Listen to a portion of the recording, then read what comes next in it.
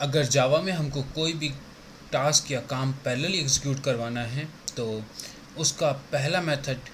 या फिर पहला तरीका ये है कि हम एक नई क्लास बनाएं जो कि रनेबल इंटरफेस को इम्प्लीमेंट करती है। इस क्लास के अंदर एक public void run method define होगा जो कि बेसिकली आपका रनेबल इंटरफेस का पार्ट होता है। अगर हम देखें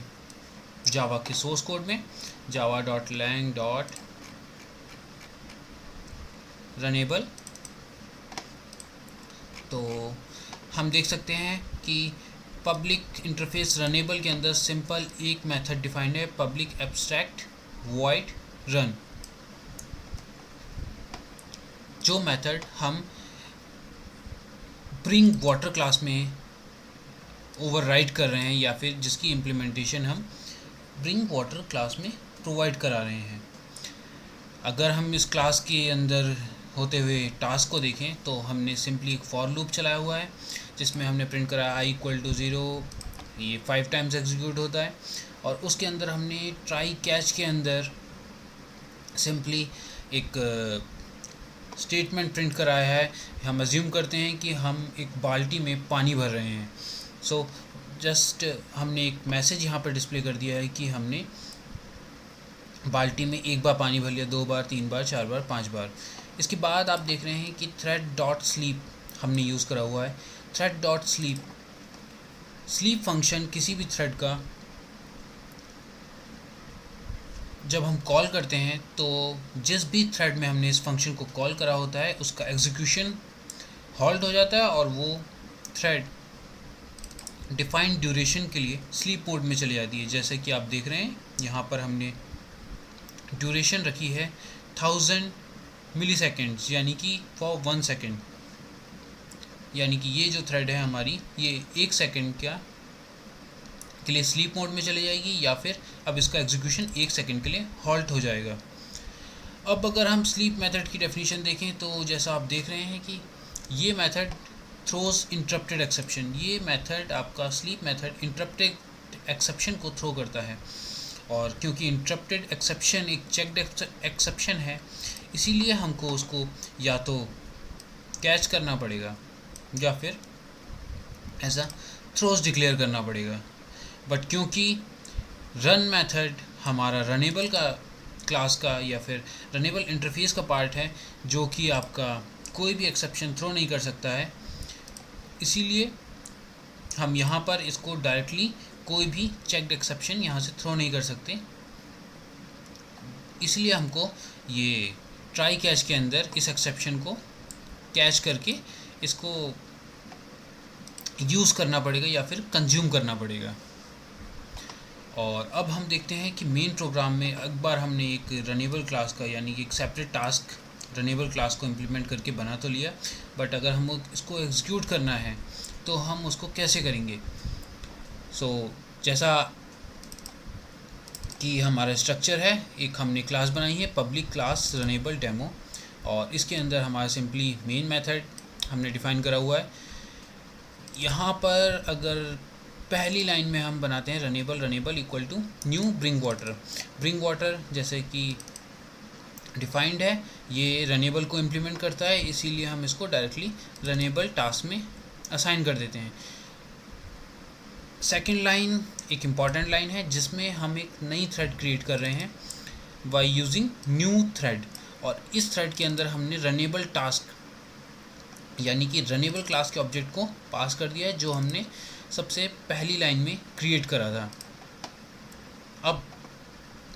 इस टास्क को पैरेलली एग्जीक्यूट करने के लिए हमको थ्रेड का स्टार्ट फंक्शन कॉल करना पड़ता है।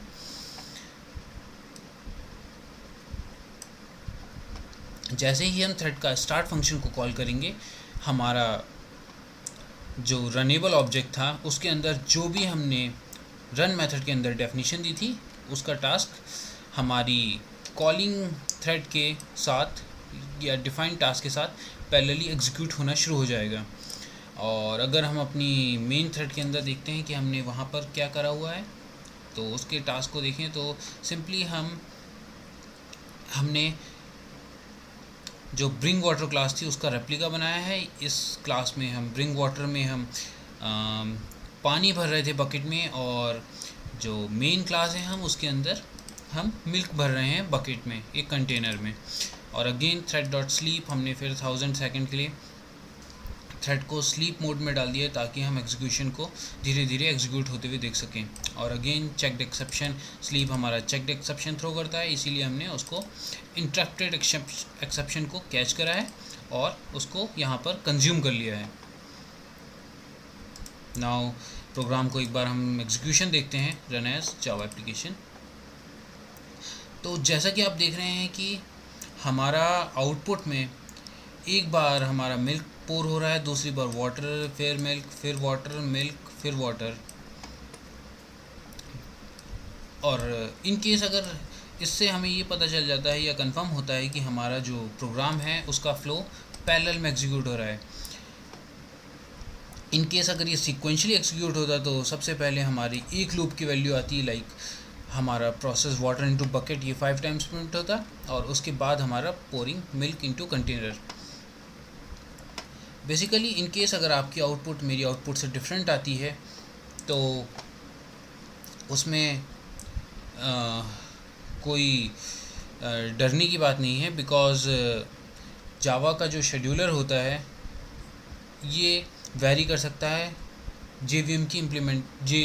JRE की इम्प्लीमेंटेशन के हिसाब से, और थ्रेड की based upon priorities, based upon scheduling, इसमें आउटपुट हमेशा डिफरेंट हो सकती है, वैरी कर सकती है। जैसे कि हो सकता है कि पोरिंग वाटर इनटू बकेट ये मेरा 3 बार एग्जीक्यूट पहले हो जाए और उसके बाद 2 बार मिल्क वाला एग्जीक्यूट हो, और ऐसे कई सारे परम्यूटेशंस एंड कॉम्बिनेशंस बन सकते हैं। नोट करने वाली चीज़ ये है कि हम टास्क या फिर जो हमने रनेबल टास्क क्रिएट करा है हम उसका डायरेक्टली रन मेथड को कॉल कर सकते हैं। अगर मैं इसका रन मेथड को डायरेक्टली कॉल कर लेता हूँ, जैसे कि अगर हम इन दोनों लाइन को कमेंट्स कर देते हैं और हम इस टास्क में डायरेक्टली रन मेथड को कॉल करते हैं तो भी मेरे को कोई एरर नहीं आएगी और मेरा प्रोग्राम एकदम स्मूथली एग्जीक्यूट होगा। लेकिन हमारी आउटपुट देखते हैं एक बार कि डिफरेंट कैसे होगी। तो जैसा कि आउटपुट में विजिबल है, पहले हमारा इस बार वाटर का फ्लो एग्जीक्यूट हुआ, यानी कि जो हमने रनेबल टास्क के अंदर टास्क डिफाइन करा था वाटर भरने का, तो इसमें पहले हमारा पूरा वाटर का लूप जो है वो 5 टाइम्स एग्जीक्यूट हुआ है। और जब हमारा एग्जीक्यूशन ख़त्म हो गया है